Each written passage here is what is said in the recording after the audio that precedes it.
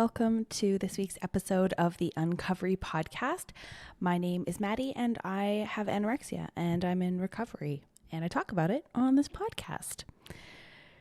It took me forever to sit down and record this episode, and this happens with, it doesn't really matter what the topic is so far as I can tell, but this happens from time to time. I've managed to keep a bit of a stockpile of episodes, but I get this paralysis about recording sometimes. And I think it might be this perfectionism, which is a bit of a thread. I'm afraid that something isn't going to be good enough, so I kind of avoid doing it. And I've been feeling this real inadequacy in a lot of different arenas of my life at the moment. And I've just been sort of carrying that around. So I was talking to my mom about this yesterday, as I do, because I have been so mom needy lately. I've just been really wanting more time with my parents. I talk to my mom every day. If we don't have a phone call or a text exchange, I notice it. And so maybe I'm just getting it a bit better at leaning on those supports. But my therapist actually said, lean into that, because maybe it's that I've changed in my recovery. Maybe it's that our relationship has changed and gotten more open or more supportive or more just easy to navigate in some way. Which I guess makes sense, right? It feels a little bit like regrowing up in some way, being so mom needy, because there's a lot of stagnancy in sort of growing into ourselves associated with eating disorders. There is often this anxiety that we hold when we're small that then ends up manifesting as an eating disorder, because when we're young, we're kind of looking at the world, we feel really uncertain. And we kind of internalize this feeling of, oh shit, I'm not ready for this. I don't know what's happening in the world. I'm not ready to handle all of this. And that sort of goes along with some of the first times that we can remember being aware of our bodies changing, or just being aware of ourselves and maybe being aware of food. And this is often a lot earlier than we think it is. We think that the eating disorder starts at a certain time, but actually the roots of it can really take hold long before you're ever really conscious of taking back control of your body and engaging in eating disorder type behaviors. So emotionally, let's say, right, you kind of halt at this 12-year-old place when you start to restrict, when you start to control, change your body, keep yourself small, and you sort of stay stuck there. So then it kind of makes sense that over time and throughout recovery, you're kind of redoing that growing up that you didn't do in the intervening years between when you really started to get anxious about that growing up, whether you're conscious of it or not. And then when you sort of make your way through that stagnancy in recovery, I've kind of been using the term that I feel like I've been crash landing into a 33-year-old body and life and personhood. And it feels insane. It feels like you're just on a roller coaster that's going so fast, and you can the photos, right? And your hair's blowing back and you're like, what is happening?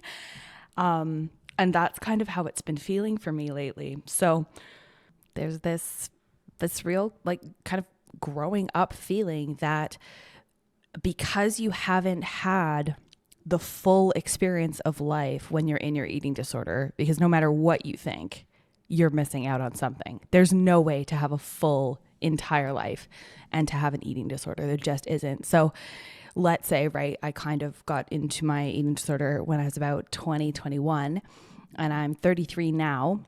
So you think about all of the things that didn't quite develop throughout that time, even physically. So I never had what a 22 or 23 or 24 or 25, 26, 27 body was sort of supposed to be like for me. Because our bodies change more than just going through puberty and growing up, and then you kind of have your adult body, and then that's kind of it. It doesn't happen that way.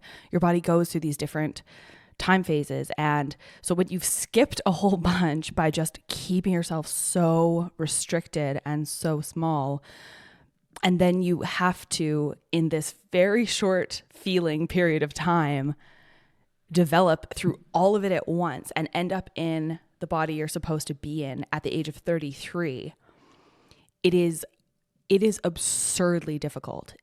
And it feels so out of control, and it feels so insane. And you just, I kind of look in the mirror, which, I don't know. It's like, you're not supposed to be body checking, obviously, but you walk past mirrors, you're in front of mirrors, and you have an eating disorder. Like, it just kill me. I don't know. So you look in the mirror and you're like, what the fuck is this? Like, how did this happen? It's this, like, you feel like you're in an alien body, and I'm confident that this will resolve over time.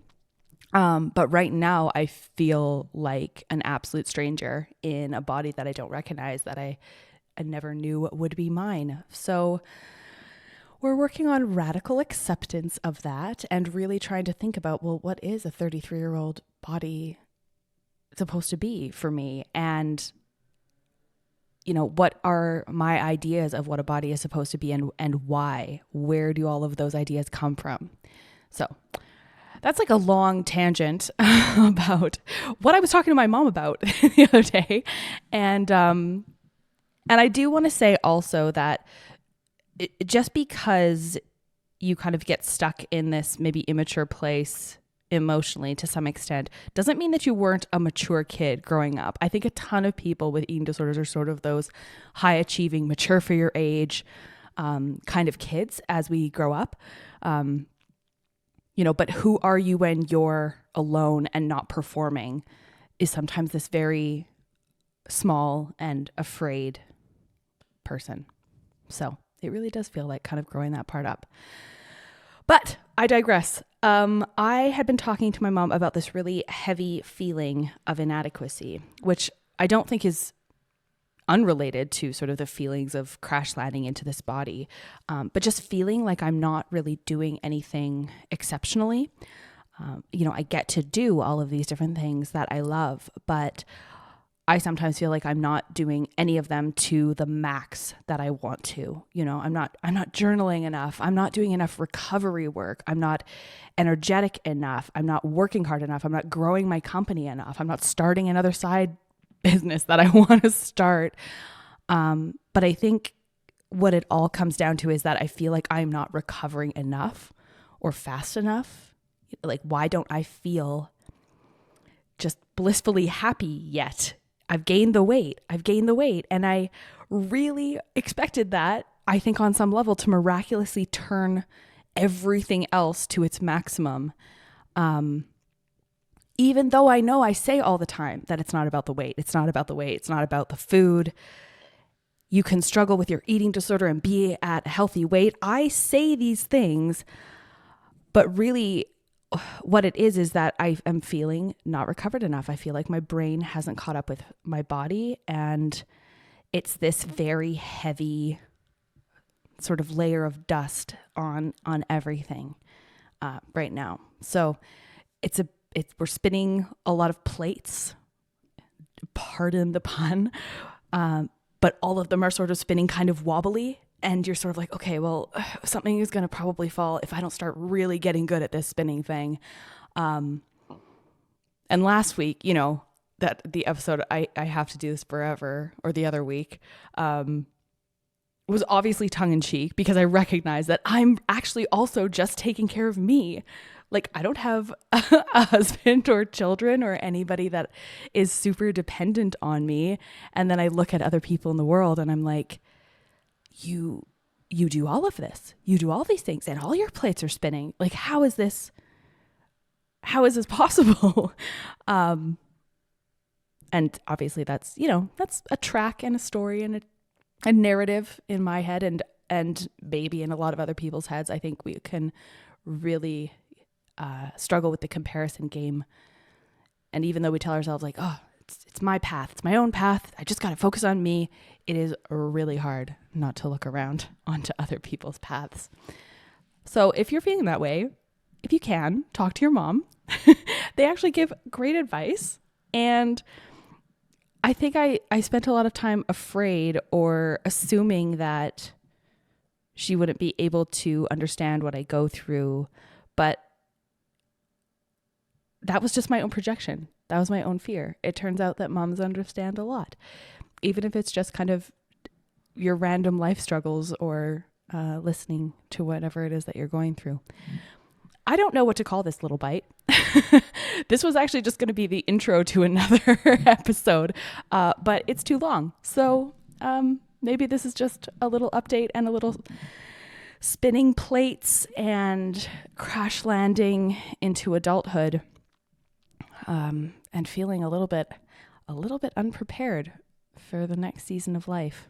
So check us out on Apple Podcast. If you leave a rating and a review, that would absolutely just warm my heart. I get some nice and really engaging direct messages on Instagram and by email, and it just keeps this going energetically for me, where I feel like, okay, there is such a reason to keep doing this, not just because it helps me to talk about this, but I think it's resonating with people that do and don't have eating disorders. Because the Venn diagram of human struggles is, very, very close to a circle. So, thanks for listening this week, and we will talk to you on the next episode.